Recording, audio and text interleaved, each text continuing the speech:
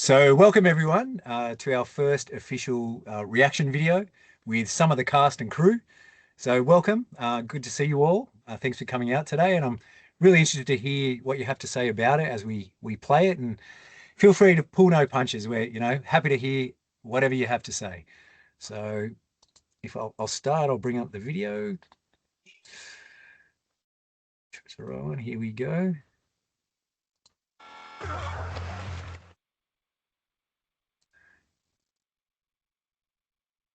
It's all right, mate. All right, we're rolling. We're rolling. Don't want any trouble? No trouble, mate. Great acting there by on. MJ. What were your thoughts on the first one, guys? Like, give us a quick rundown of what you saw while we're playing this one. Like, what were your thoughts? Episode 1, you mean? Yeah, episode 1.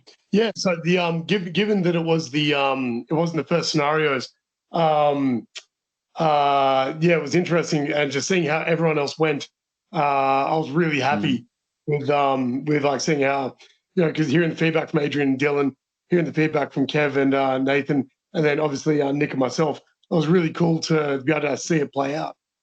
Yeah, and I know Adrian's got a little bit of an issue because that wasn't the first event. This was actually the first event, the hostage one, and it kind of adds to his little story about, he started off really poorly. I'll be honest, Adrian. I said pull no punches. He didn't have his best performance in the first one, which is the first one that we're about to watch here, and managed to turn it around for what we saw last week. So, yeah, it was really good. Do you want to talk about that, Adrian?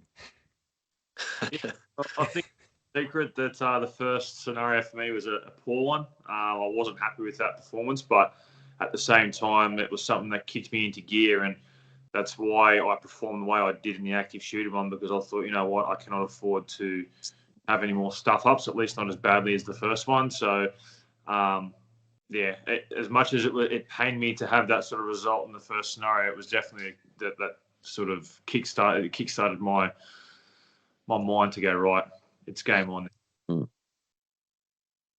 Yeah, how's that old saying go? Sometimes you win and all the other times you learn, yeah? Yeah. So I think it was just, it obviously doesn't look good on my behalf, but yeah, it is what it is, right? You're not always going to have a perfect game plan, and even if you do, it doesn't always go to plan. So, that's the nature of the beast of this sort of, series and all the challenges. You don't know what you're in for. You've literally got to act on the spot, and sometimes you make the right calls and sometimes you make the wrong calls, and I obviously made the wrong call in that first scenario, but I learned from it, so that's a positive to take away from it, for me anyway. That's it. It's good. We all make mistakes, and as you saw, there's a mistake in this actual episode. A few people have pointed out to me, and I noticed it as well. But with our time constraints, and the thing that people need to understand is we're not full-time YouTubers. We actually have jobs and families and gyms and stuff like that. So we're actually doing this in between shifts and that kind of thing. And so Matt's really under the pump while he's doing the editing. And yeah, we kind of picked up on that one a little bit too late, but it's not that big a deal. I know a couple of you've seen it, but we'll see how it goes. But back to this, like Kev, I think his long ass arms really helped him out here. Yeah. Like he could reach Craig from the other side of the room, it looked like. which Mitch, that would have helped you a little bit too, I'd imagine. Absolutely right. And I mean, the funniest thing is watching episode 1, you can kind of see it all taking like these really small steps and kind of like slipping about. It's because that paintball place was so slippery. Yeah. And yeah, as Mick pointed out, you just see me do a false start, and got shot. Perfect plan. Solid down plan. by your footwear. You know what I mean? Yeah. That was one of my concerns. Just my little bit to add there, though, is how embarrassing must it be to be taken hostage by somebody wearing Crocs and a beer in his hand too. When you've got a gun, you can have whatever your accoutrement is entirely up to you. That was the thing about this venue. We went there, like I had it all planned, organized. I went and saw it, and it wasn't until we actually went out and played a game of paintball that was slipping and sliding everywhere. And I was like, oh shit, like, is this place okay for it? Because I know Dylan took a spill in this episode as well. So Well, Yeah, I think it was a bit of a whilst we concern. were there, I'm pretty sure we had a fair bit of rain whilst we were there, and there was a few, I think, holes in the roof because I noticed that it was leaking quite a bit, and obviously that mixing with the paint that was already on the floor was making it slippery too. But at the same time, you know, when it comes to self-defense, you don't get to choose the ground that you're on, so you've just got to work with what you've got. Not being in a, it's not like you're in a cage where it's a perfect floor and everything like that. Part of self-defense is adapting to your surroundings, and that's also the ground that you're on. It could be slippery, it could be uneven. Who knows? Yeah. All adds to it. I mean, we do no end of scenarios where we deliberately induce poor footing and obstacles or things like that. Yeah. And then we had it all built in on the place, didn't we? To be honest, you want to train in the hole. You never want to get tested in perfect situations. You want it to be worse, than it could be. And you'd like to think that, training in scenarios or doing scenarios where the ground is slippery or uneven or it's a really difficult situation, you'd hope that it would make it easier for you when you are on a For sure. flat surface and it's not slippery. So yeah, 100%. You think about whether it's out in the street or if it's inside a pub or whatever it may be, there could be water, there could be drinks spilled on the ground. It's going to be slippery regardless. So, or there could be things that you could trip over. So yeah. Yeah, like we had one scenario, well, our very first King of the West, where these two really good friends fought. They happened to draw out of a hat. One was quite good, the other one was not as good as the other guy, but it was on gravel. So that guy slipped and fell, and he just the one that wasn't as talented just beat the shit out of him because just for the grounding. Just one little simple error, one little simple mistake like that. And yeah, as we saw it, it could be the end. So but here goes Nick. Speaking of the environment, this is probably why it was so wet, Mitch. You can blame Nick for this, getting this drink bottle. I was a bit pissed at that. I'm like, who the fuck leaves a drink bottle in the zone? That was the first thing. And then Nick goes and does his thing. Blame him for that. He made it worse.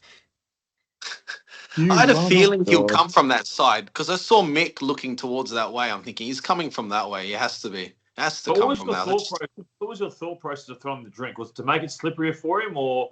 No, I just wanted a reaction. Maybe the gunman would hear it or get something. And I saw Mick look that way, and I was like, you know what? I'm just going to put all my cards. He's coming from that angle. I remember tying my shoelace there and breathing.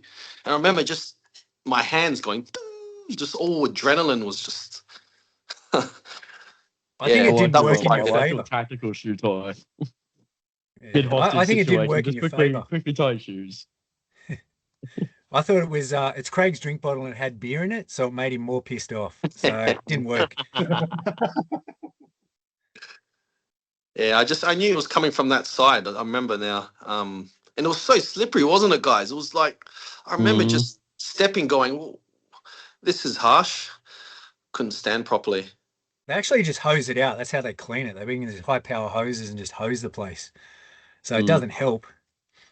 This is also our first time in this facility too, so we're all kind of learning the area and learning what the ground's like and stuff like that. Yeah, because we went there, but Adrian didn't come. Everyone else, we went for a little bit of a Christmas party there, and we went and had a couple of games and things like that. And it's pretty cool setup, really nice place. So yeah, one of the best ones I've been to anyway. No, that was really good work though by Nick. You didn't freeze up then. You went from left to right to left to right. And then, got the jump on him. So that was excellent. Look at that. Cleared it. Thank you. Sitting there watching it intently to see if it was on you. And, yeah, you cleared it. Just that cover helped. That cover did help. But like you said, Adrian, it's just you don't choose the environment. It just that whole – like I said, I remember the adrenaline going through my hands. Just that was the first one for us, right? That was the first scenario. Yeah. Just a small – yeah. Just a small point here, though, guys. There's a big difference between what is cover and what is concealment. And that 25mm plywood there is not cover for a man armed with a long gun. Yeah. So, in that situation there, when you're peeking around at him and he's not got a clean shot on you, anybody that kind of knew what they would do would just shoot straight through the cover.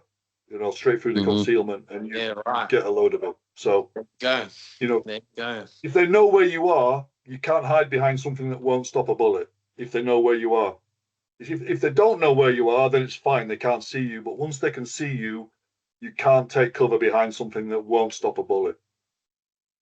So, Yeah. if you ever get in a fight in a grocery store, don't hide behind the cereals. Try and hide behind the canned goods, basically. Oh, but it looks so good in the movies when, the bullets go through and the cereal drop down, and Flies everywhere, yeah. you got to think of the production value here, Nick. That's it. Yeah. But it's something you can't simulate in this, obviously. I mean, I've seen guys running scenarios with, with simunition around cars, and guys are hiding behind car windows. Yeah. Because simunition won't go through a car window, and you think, right, you can't have that because you're embedding the wrong tactics there into people. So Yeah. it is a fault of, but it's as far as you can get, isn't it? You can't go further, No. Because I remember sitting in the boat when we were playing paintball, and I'm just sitting behind that little windshield and shooting people going, and I was thinking to myself, this isn't going to It's not protect me cover. against anything. Yeah. Good for the game, but that's it. Exactly, yeah.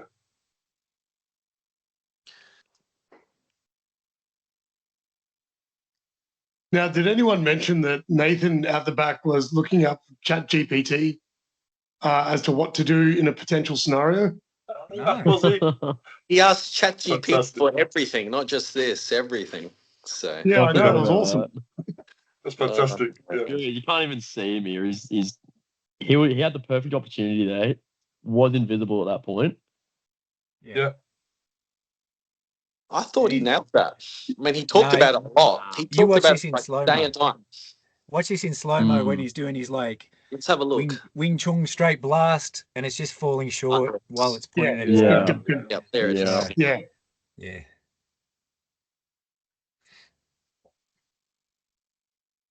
Yeah. Yep. Unfortunate. Yeah. I thought he nailed it. If you And that don't was the get that thing. red dot off you, you're still getting shot, unfortunately. Yeah. And that was the thing with this particular scenario. We couldn't have live rounds in it. It would have hurt too much. Oh, it would have been good fun. And that was a hard bit about yours, Dylan, was because we didn't have Yeah. live rounds. It was inconclusive. Whereas at Yeah, least the when I other saw the two, scoring, I was disappointed. I'm like, oh no, thought that was the yeah, right because the thing other to two do. were conclusive. Yours was Mm. inconclusive, so that's why you dropped down a little bit. Yeah, no, of course. Plus me stacking it twice in the process. Yeah. Yeah, but can I say though, Dylan, you are fast as bug boy. Yeah. It's like a rabbit. Agile as man. Yeah, it's a shame the cameras didn't get it. Was that GoPro footage on my chest any good, or I guess that probably got covered in paint pretty quickly? Yeah. Yeah, pretty much. And all you see is like hands and stuff moving in the way, and it's too Yeah, it obstructed. probably wobbles a lot. Yeah. I feel like GoPro. So again, what's really cool about watching this is that there's my memory of this, and then watching everyone else go through, and then I go through, and then we're at the back chatting about it, and just having the comparison of what people recollected, what I recollected, and then actually watching it is really interesting. Yeah. Yeah. It's quite often different. What you thought you did and what you actually did, quite often two different things is what I found. Mm-hmm. In this scenario, Yeah. Fucking good.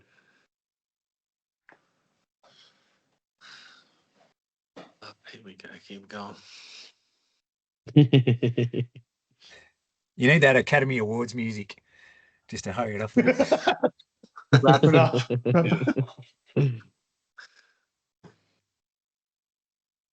No, he he was had the right close. idea. He was close. Yeah, he had the right idea.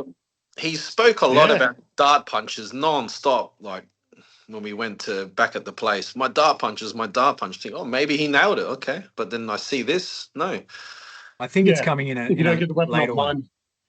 Yeah. Mm. It's coming in a later one, Yeah. his dart punch. Yeah. So the bottom line is just like, when it comes to knives, it comes to guns, things like that. The one overriding thing is you've got to kind of secure that weapon so it can't be brought to bear on you, whether it's a knife or a gun or whatever, because what you have to offer in return pales into insignificance, doesn't it? You can't spar with bullets, you can't spar with knives. You've got to remove that from the equation before you do your thing.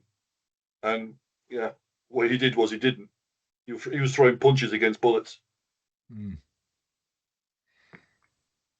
Yeah, well, that's the thing. When there's Absolutely. weapons in play, you've got no business fighting it, you know? Where was the queue, Mick, Jeff? Where we were supposed to stand and the gunman will come through? Where actually was If it? you Was walk past right where Mitch is right now, if he takes Yep. another step forward, that would be my cue to release the gunman. Okay, yep. So it's a little bit like a that. computer game, if you know what I mean. You go past a certain point, and then certain things happen. So Yep. that was the thing. Yeah. Once You're you right get there. close enough, I'll release you so that he can catch you in the corner, basically. Yep. If I released him too soon, then you'd be running around that whole arena, wouldn't you? Oh no. Here we go, Mitch. Don't Mitch is doing all the right things here. He's working his way closer and closer and closer. Don't kill this guy. And he's millimeters. Wow. Millimeters. Yeah. So There you close. go. The perfect plan. Ah. So at least you What do get they say? points for Men your make plans and the gods they you laugh. get points for your work there. You know, See, if like a yeah, maths Did well, Yeah. Mitch. like a maths test. You might get the answer wrong, but if you did the right working out, you still get points for it. Oh, good. Good. Fuck, that was slippery. That was so slippery. Yeah, I was going to say, look Yeah. at you Yeah. slipped. and your millimeters, it shows it here. Millimeters. If you had Kev's arm's length, easy. Done. Alas, my vertically challenged stature doesn't play out. You look good going You're under Craig both, gave the me. thing. There were 3 windows of opportunity on there. The first one was he looks away and takes the gun off you. Second one is then he Yep. hands you the plastic off and takes the gun off you. Third one is he grabs hold of you with the gun off you. You know? So those were the 3 kind of windows of opportunity you had to react on that. Yeah, so did also the the same way for all that 3. Kev kind of played the can you help me? I should have been too nervous and whatever it was, played Yeah. possum a bit better, but alas. That's a good question. Were you guys nervous at all through this? Like, was it nerve-wracking? Were you Yeah. okay? Yeah. 100%. So Yeah. for me, the funny thing was that we're kitted up, and we've kind of seen the first couple of seasons where it's like, cool, be ready for combat and let's fight our way out of everything. And then this was the first scenario, and we all simultaneously, like out the back, we're just like, oh, Yeah. okay. And this set the tone for everything else, and I think it was brilliant. But as far as nerves go, no, not like. There was the adrenaline, of course, but not nervous like walking into a fight, like competing in the ring. You were ready for a Shark Tank, Mhm. weren't you? Yeah, ready for a Shark Tank rather than, making decisions like this. Yep, Yeah. bingo. It's exactly it. You can hear in my scene, as soon as I step in, you can actually, the mic's picking up my breathing. You can hear my breathing's already through the roof. My heart rate's through the roof, just stepping into the scenario and not knowing what's going to happen. Yeah, and that's the thing. Like, you guys didn't know the guns weren't loaded, and I know from that range, if you get hit, man, I'd be scared to get hit from that range. I just fucking hurts. We didn't know that too. Yeah. But just that psychological kind of stress of not knowing what to do. How many times, have you been like late for a meeting and you can't find a place to park, and all of a sudden you start sweating because you start exhibiting a physiological response to it, don't you? The same kind of thing happens. Yeah. Yep. Yeah, there's a certain element of learning to be resolved. You go, okay, I'm late. I've just got to deal with the fact I'm going to be late. Yeah.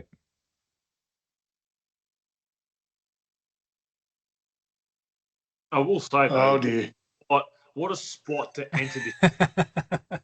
Uh-huh. Horrible entrance, eh? It was tough for me. I had to do it 6 times. Oh yeah, started Jeff. looking Your old news. Yeah.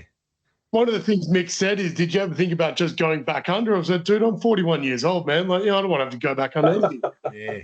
It was tough. You guys need to learn the crocodile walk, what McGregor does. You should be all right. Yeah. You did it well.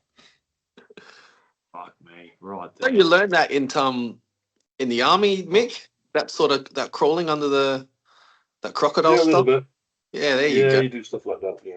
Yeah. There you go. Not This if you're was- wearing your watching own gear this though, because it gets was too brutal. dirty. This is not like I would expect of you, Adrian. This is Honestly, at this point, I thought unbelievable. it was going to be another. Why is that up? Yeah, that's the mistake. That's the error. Nathan. I didn't even pick that. Yeah, I saw a I'm glad there's straight. Because they something you didn't confused pick the it. two of you.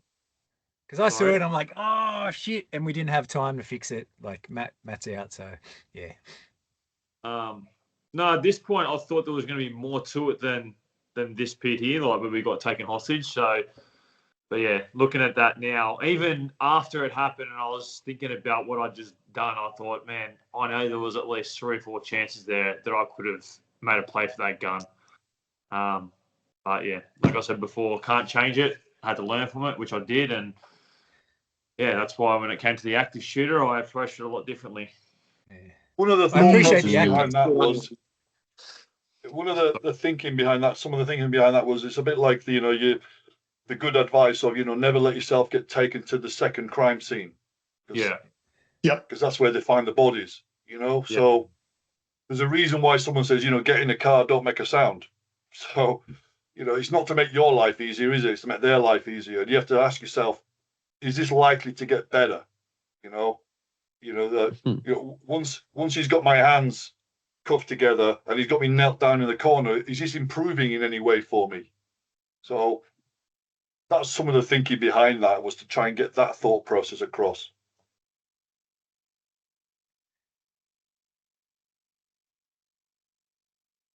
Mm. That was very well done. From great memory. first scenario. This killed all of us. Killed all of us.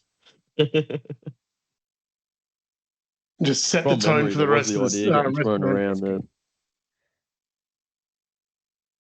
If you get handcuffed in that first scenario, you stay handcuffed for like the rest of the scenarios, That was the initial plan, actually. Like we're going to go from one to the next, and then we thought, no, it's too difficult because we're going to make you have to wear it for the rest of them after that. But then we just thought individual ones. Until you break out of them. Yeah, and if you can do that trick and break out of them, yeah. You probably can. I don't think I would be able to. Good on you, Adrian. Let's go, Dylan. That. Yeah. Good on you for waking up and learning. The whole week was just learning. Every second could learn something. Yeah. Dylan should get points for the way he went under that little barrier. That was impressive. Well, he just that was fast. Height advantage. He just walked under it. I picked that as the entry purely because if you could have just walked in, you could have just walked straight back out again. It'd have been too easy. So I wanted to make it a little bit difficult to get in, so it'd be a little bit difficult just to walk straight back out, if you know what I mean. That's why I picked that.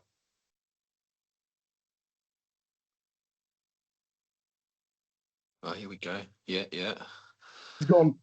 He's gone. Look at that.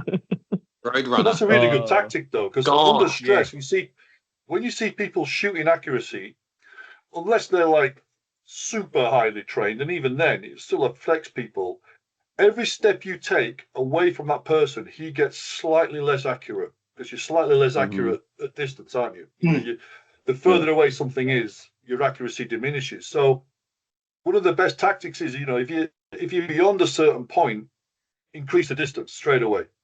And then you don't really so much have to zigzag, and tests have been done that say that really doesn't add that much to anything, if not, the opposite.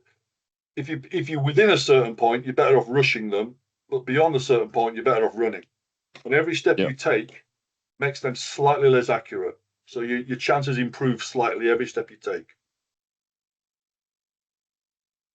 Yeah, plus the gunman chasing you down as well. Every step he takes, that's throwing his gun offline too. Well, if he's moving as well, it's you're trying to increase all these variables to him to make him less accurate, aren't you? Yeah. That was pretty well done, actually. That was, apart from the little stack, we didn't see it from that angle, but yeah. Well, there was 2 stacks. One where I went over, and then one at the end. You see me get up right at the end as I've slid out again.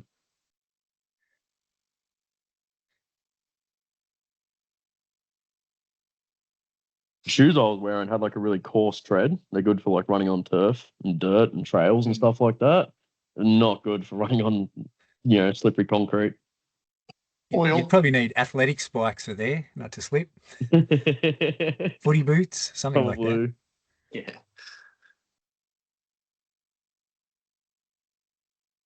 Yeah, I reckon if you want to talk like shoes for self-defense and grip and stuff like that, you can't go past Converse or Vans. They tend to give you the best platform that's flat with good grip on pretty much any surface. Yeah, I like Converse, but just the fact that the toes come in a bit now, I've they're managed narrow. Yeah. If they were a bit broader at the top, they'd be perfect. Yeah. Well, that's what I'm wearing. I'm wearing like a wide barefoot kind of shoe, so it's a bit more comfortable. Yep. Only 1 point. Getting ripped off, Jeff. What's going on? Well, that's the thing. Like, it's debatable. Like even at the start, you can't clearly see that you're offline when Craig runs around, and then when you tripped, And we talked about, 100%. giving a couple of people second place and things like that, but just it's really hard to score any of this. Like if we had the bullets in there and he could actually shoot you, then you could tell, but that would have been increasingly 100%. difficult, but yeah. I thought I threw an in there, Jeff. There's only a few objective criteria we could really score you on. Did you get shot? Did you not? And the rest of it, though, was on like, what were your thought processes? What was the validity of what you were doing? Did you have a reason for it, or did you panic or whatever? So, what I was disappointed at, Jeff, is that you didn't film us all coming down the corridor for the next scenario, because all of us were checking every single door. Yeah. No one trusted you. Well, you should We were have so seen paranoid. Kev's. Yeah. Kev's went for like 15 minutes because he was ducking around, looking at everything. Like he was expecting all manner of things to jump out. Like he thought it was bigger than what it was. His one we had to cut down significantly. It was at least 15 minutes. His was huge. Like it went for so long. Yeah, but when you're saying that, though, whoever came to get us, I think it was what was the medic's name? Dave, when he came to get us, he specifically said the scenario doesn't start until Jeff has given you a briefing. So I knew until you had spoken to me, nothing had happened. I was still cautious, but in my mind, I thought, well, he hasn't spoken to me yet and given me a briefing, so nothing's going to start yet. So we did have that pre-warning. No trust. No trust. And you should know now, Adrian. You should know by now. I wouldn't do that because we did it years ago when people would go to the toilet. Like midway through a class, we'd go, all right, let's jump this person when they come out. We did it to one guy. Yeah, we did it to one guy who showed up 15 minutes late as he walked in, and he ended up tearing his hamstring. So that was the end of that. We're like, he's not warmed up, he's not ready. Let's stop doing those kinds of things. But this is the one. This went for so long. We cut it down. Was this George here, Jeff? Was it George? Yeah, that's George. Yeah. Kev's creative way of taking him down. George is a big bloke too. Like he's probably I think he's same height as Kev. Not good when he gets hold of you. Yeah. So just a quick one here then. How many of you guys have got some kind of first aid training? Yeah. Yep. Because the deliberate cues here was, an unconscious man and he's making loud snoring noises was the thing. Yeah. So we deliberately made it where the guy wasn't going to be, overtly aggressive to you. So he wasn't actually a threat as such. So the cue really was, this guy's dying on the floor, essentially. And like Kev did well, but it wasn't the response we were after. Yeah. Because again, you got to think about that. Would that hold up in court? Would that hold up in court what he did, or did he assault him? Yeah. If you know what I mean. How does that large man did he threaten to hurt you? No. So he was acting irrationally. He said he knocked the guy out, but you've got no direct real evidence of him doing that. Were you defending a third party? No, because he wasn't exactly, kicking the guy on the floor or anything, was he? He was just standing there, just remonstrating with you and just being erratic. So did you really have the justification to take him out? That's the thing, isn't it? Yeah. Yeah, correct. Yeah. It could have been someone else that took him down. It could have been anyone. That's the thing. We didn't see that part of it. So exactly, yeah. He might have said he did it, but did he? You know, you got to go on the evidence you've got, haven't you? Not your supposition as such. Yep. But that was Kev's go-to move. He did it a couple of times. He pulled that one off. Yeah. If I was built like Kev, I'd do that fucking go-to move as well, to be honest.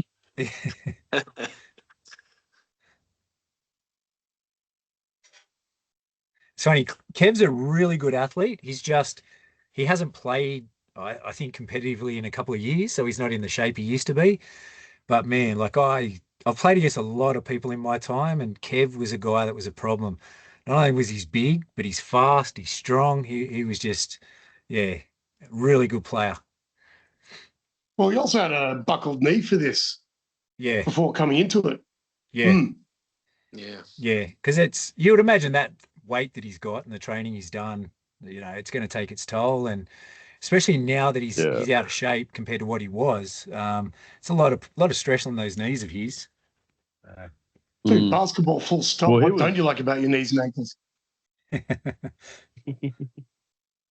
Well, he was meant to be in episode 2 of the Ultimate Self-Defense Championship, wasn't he?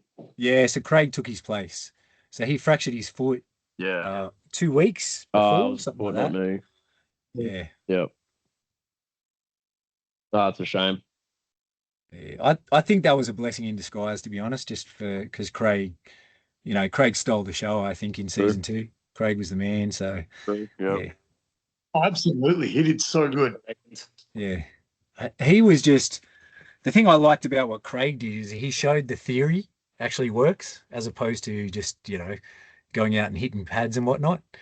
He showed the theory side worked. So I really liked how, in the bar where there was at the pool table and at the lounge area where there was 2-on-1, he positioned himself correctly. Whereas Jordan teaches jiu-jitsu, sort of stood in the middle of them both, sort of looking at one then the other. And afterwards he was like, oh, I thought I did pretty well. He's like, but I got a headache. And I'm like, yeah, it's because you got punched in the head really softly, repeatedly by the guys who are just tapping you just to let you know, hey, you're forgetting about them. And, unless you do this kind of training or have the street smarts or whatever, you're not going to know how to do it. So I do not blame Nick at all for his response in this, because I was thinking the exact same thing, like, $5 a gunman's going to jump out or something like this. Yeah. I was like, no. My wife was watching this. She said, I thought, you would do something. I'm like, well, previous scenario, we're still adrenaline's there. Like, don't know what to expect. And then Mick doing a speech, you did a speech of like call for help. And I was like thinking, I'm just going to play safe. I'll see my family. And then, obviously the best thing would have been to do what Adrian did.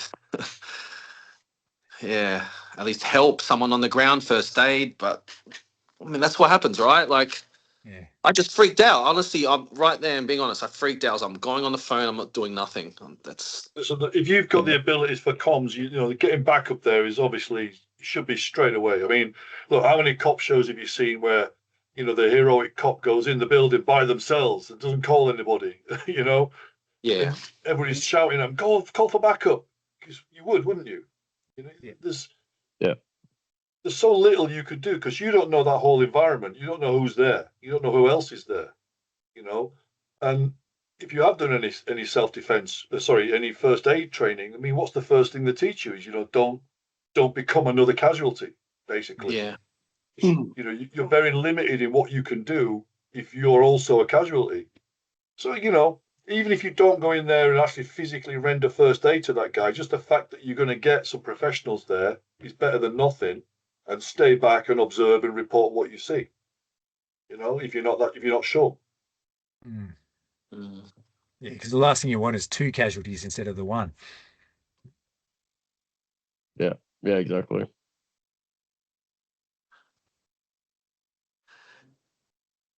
And I think too, like you said, going from the other scenario straight to this one did create a bit of confusion. Maybe this one should have been done at another location, perhaps. Just because, you're at paintball, you're expecting guns every single time, I think. So, I think I can speak for everyone. The first scenario, no one was expecting guns, even though we're at the paintball place. Like it was just like, oh, of course, there's gonna be a bloody gun. Yeah. Especially up first too, like a firearm right off the start. You think you'd ramp up into it, but nah, right off the bat. Yep.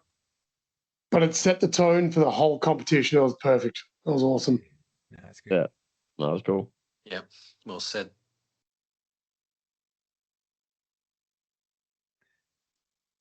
I still haven't had to charge that phone. It still works. It's still sitting in my car. Those things are bulletproof. Mitch tried to destroy it in one of them. He threw it at someone, which is coming later. But yeah, they're pretty tough, those $50 phones. Yeah, they're not bad. We've thrown them a couple Rebranded times. I know in the Nokia active shooter, I 3310. pegged it across the room. Yeah. It's covered in paint and shit and still goes, still works. Yeah. Oh, in years to come, it can be sold off as a collector's item. Still works. Yeah, maybe. It'll still be going. Still won't have to have charged it. See, I thought those helmets would have been enough that we could shoot with, but wasn't the case, unfortunately. Maybe What do you could have mean worn for like the some goggles paintballs? underneath or Yeah. something like that. Yeah, you know you can't. Man. And I thought about putting little glasses, like little, welding goggle type things underneath the clear ones, but yeah, we had to get specific ones and they were $500 each or something. So that's why we only had two of them. Yeah. No, I get some swimming goggles. I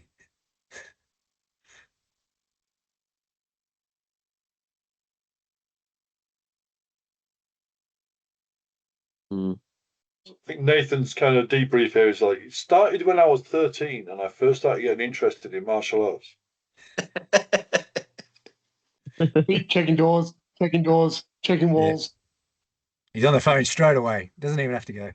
I I like like how the you. fact that you went Yeah, live. that's good. I like your recording, Mitch. That's great. That was Yeah. great. Are Fantastic. you not worried about that pissing the guy off?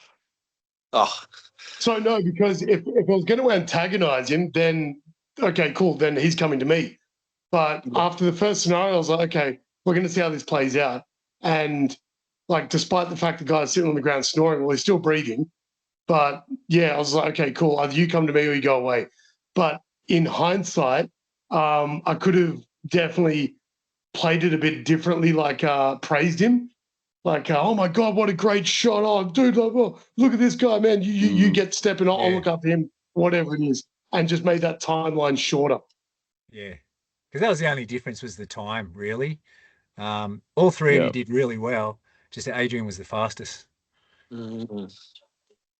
Was George meant to be like some sort of mentally ill person or something? Was he? George was being George. Okay. That's George.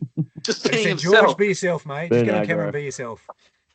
Because he's arguing, he's pursuing, and he's going back. He's like, make up your mind, mate. I'm thinking, yeah, that was interesting watching that. But it's interesting because that whole snoring thing, I remember back in the day, people would get knocked out and you sit there laughing at them snoring. And it's only now that I've learned that it's actually quite concerning to hear that. Okay. Yeah, interesting. Can I just say, though, when I actually do render first aid, I did the back of the hand tap to make sure he wasn't electrified or electrocuted. Nice.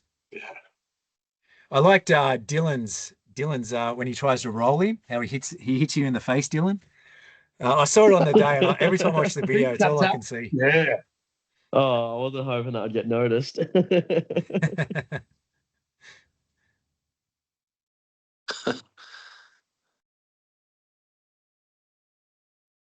Is the snoring picked up on the camera? Can we hear that in the YouTube video? Yeah. Yeah. Yeah. Cool. Okay. Yeah, because that was like a key part of kind of urgency that this guy needs attention as soon as possible. Yeah. And I mean, going live, like if you go live as opposed to recording it, it's a good option, because then it's out there. Whereas if you just record and they snatch it off you, they can just take your phone and it might give them that motivation to come and bash you to take the phone, whereas going live like Mitch did was spot on. Yeah, true. Well, so maybe It's a great idea, Mitch. Let them come to you. Going straight on live league.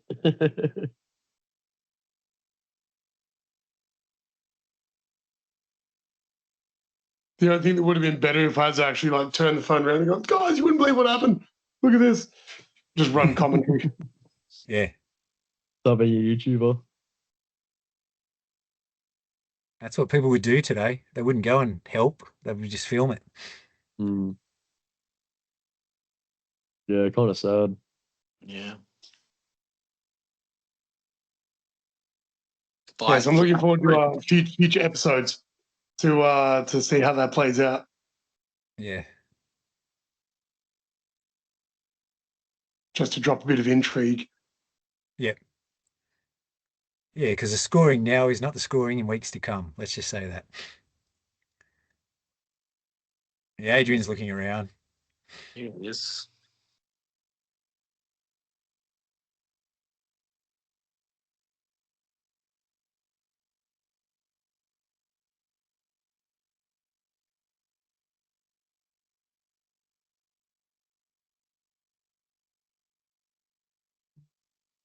I did love Adrian. Your come here, stay away from him. Come here, stay away from him.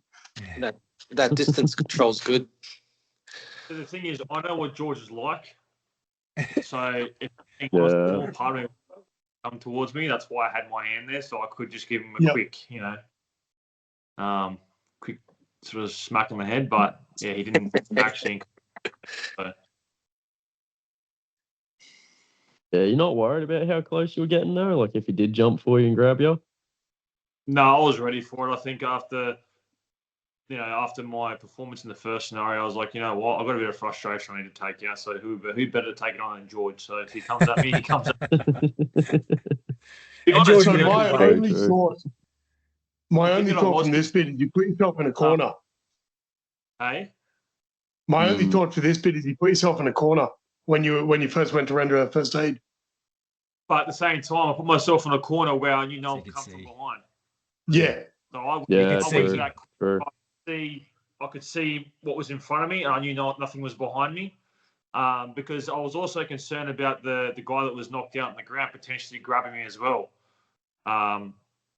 Because I noticed that he had what we've used in the past for our King of the West fights. He had the Bruce Lee gloves on. So I knew that he'd be able to grab me if he wanted to. Good. But you'll see coming up soon. I think it's Paulio with his camera. He walks around me, and I thought he was an attacker. You see me sort of like react as if I was about to jump in. You'll see it coming up soon. I think it's around about here. Wakacha. Yeah. It's all right. That's, as I said, that's why I did put myself in that corner so I could assess the guy that was on the ground, but I could also assess what was in front of me in case anyone did jump out at me. So you weren't worried about Craig jumping out with a gun? No, I wasn't worried about Craig jumping out with a gun. I mean, to be honest with you, I didn't know who could jump out, but for me, I was just sort of going through the process of just deal with whatever comes my way at that time. Don't try and overthink it. Just deal with what's in front of you right now, which is this part here as well. So, because to be honest, I didn't know whether George was going to walk away and stay away or whether he was going to come back. I didn't know what the go was. So, again, as much as myself in a corner, I put myself in a position where I could observe everything, including the guy that was on the ground. So, fair call, dude. Fair call. Yep. Yeah, and you can see the difference in the interview. In the last one, you could clearly tell you weren't happy. This one, you're smiling. So you're a little bit more pleased with your performance on this occasion? I'll just go to say this, right? I'm someone that is never, ever pleased with my performance. I always set the bar high for myself, and even if I get close to that bar, I set it even higher again. So I'm never really pleased with my performance. I'm probably my own worst critic. So that's just how I've always been. I'm sure you know that, Jeff. You've known me long enough now.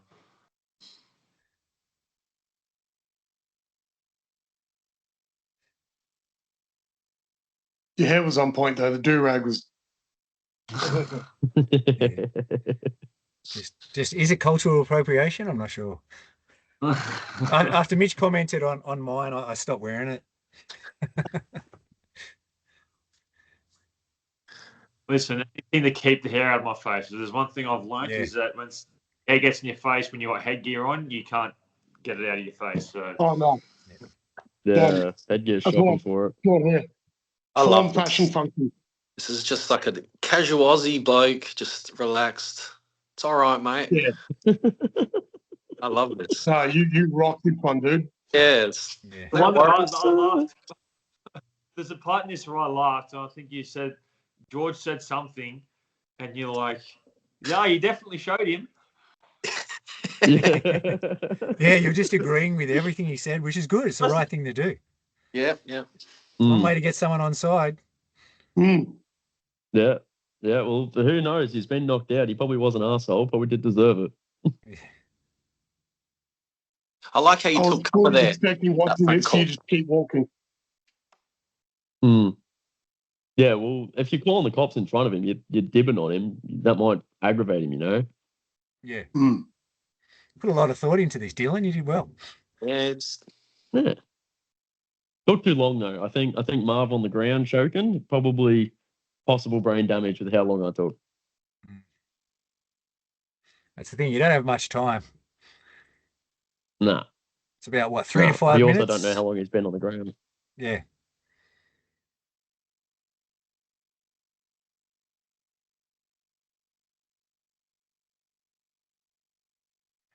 So he's now going over to steal his wallet while he's there. Here he is. Yep. There he goes. Hit himself in the head. Put my helmet. And there's more. Taking his phone now. If George came at you at that point when you were fixing legs, what would you have done? Would you have fought him or ran off? Fucking booked it, of course. I'm running. I'm ready to go. As soon as he takes a step forward, I've got my eyes on him. If he takes a step forward, I'm out of there.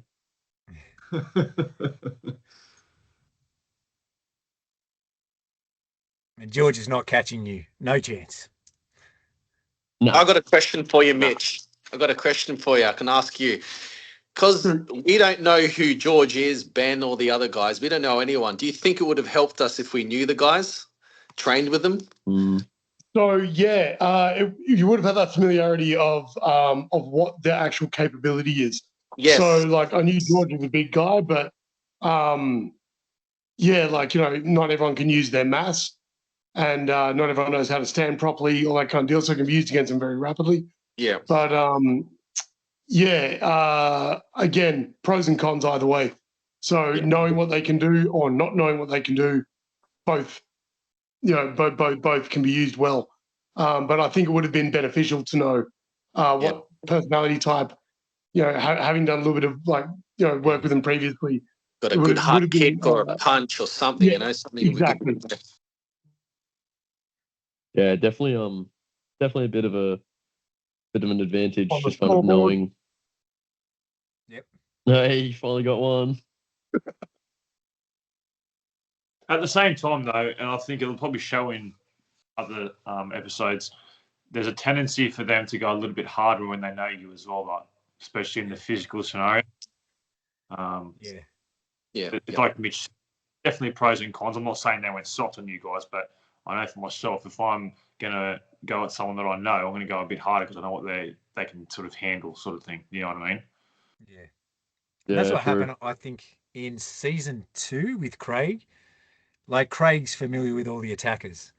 And so, he'll look at George, and even though George is a big dude, Craig knows he can, go well against him. So he wasn't as intimidated as others would be. And same with when he went up against Aaron, he dropped the bar stool and, he knew what he was in for more so. It wasn't a mystery. And I guess if you know the entity you're fighting, it makes it a hell of a lot easier than if you don't. So, unfortunately, no way around that. But it is an advantage, no doubt. So. But solid episode. I thought it was good. A lot of good things. Play out how the scenarios play out, though, right? Good to see everyone, really. Good to see everyone. Yeah. Yeah. Good seeing each other's performances too. Yeah. Adrian, your hair is glorious. You look good, buddy. Jesus, like. Yeah. Just need a light behind you. Chosen. But yeah, any thoughts, comments on the episode before we stop recording? So I'd like to float one thing, and I'd love for a judge's review. Is I reckon the cameraman, pardon my language, fucked me in the active shooter scenario. Yeah, okay. Yeah, I get what you're saying. I've had that mentioned to me a couple of times. I'm like, dude, you see the cameraman pull back, and then Craig goes back, and I was like, ah. Yeah. We should have had a few decoy cameramen, shouldn't we? Really, I suppose. Yeah. Well, it's either that or like I could have actually attacked the cameraman, but hid behind him. But no, him and that was absolutely brilliant. And so yeah, for people who are watching this, the hostage was the first scenario, and so like leading up to it, we're all sitting out the front, kitted up, ready for combat, and that just set the tone for everything. And yeah, it was really good to be able to go, oh, not what I thought this was going to be. And yeah, it was very interesting after that. Go, okay, cool. Let's now switch into this. Yeah. And the conversations after, when I remember just after the first scenario, Mick, when he was speaking, I remember going, fuck, I better listen to this. I better like some of the great, I wish you recorded that. I mean, his voice with that accent, you know, but it's all right. But still, some of the stuff you were saying was brilliant. Do you mean the debriefs I gave you, or the? Yeah, that was gold. That was behind the priceless. scenes stuff. I wish. I mean, that was. I mean, I told Jeff this already, but yeah, there was a lot of great things you said. A lot. The debrief's always good though, right? Because look, you know, that's a good hot wash, isn't it? Because it's still fresh. Now we've all had time to say, oh yeah, the reason I went right there is because and it's like, was that the case though, or did you just go right? Yeah. You know, we can always look back with hindsight and add things to it, but right at that moment in time, that's why the first question I asked you was, you know, tell me about what you saw when you first walked in. Tell me what you thought about doing, blah, blah, blah. And the $1 million question is always, if you could do it again, what would you change? Because this was testing, but then scenario training, I think people go wrong with that. They do one run through of scenario and they call it training. That's not training. You know, you'd want to do the same scenario 5, 6, 7 times. And depending on what you changed, your outcome would change. You get the positive reinforcement, you do something good happens. You get the negative reinforcement, you do something bad happens. And out of that, you can then formulate, right, every time I do this, it's good. Every time I do that, it's bad. Now you've learned something, you know? So that's the thing, isn't it? All the time is like, what could I have changed if I do that again, the exact same thing again? And that's why scenarios, it's so important that you all get the exact same scenario, the same script, the same positioning, you know. And where people go wrong with scenario training is it's different every time. So you've got no data, have you? You've got no sample to work from. So that's what we try to do on this, you know, is to give you all the exact same details, you know. And if you could do it again, we'd have all done far better the second time, wouldn't you? Of course. Yeah. And then if you did it a third time, it would have been far better. And the fourth time, it would have been far better. That's scenario training. But it has to be done the same several times in order to get the contrast, you know? Yeah. It's like that. You got one shot. You got one shot. Life's not a rehearsal, is it? That's all you got, you know? Keep the camera rolling, try and fix it. That's what you get. Yeah, it's like that movie Groundhog Day, where he goes through the first bit and he makes all the mistakes. Next time he gets to a certain point, he's like, I've done the right decisions here, and so forth. Oh, exactly like that. Yeah. Well, look, I design scenarios just like a computer game.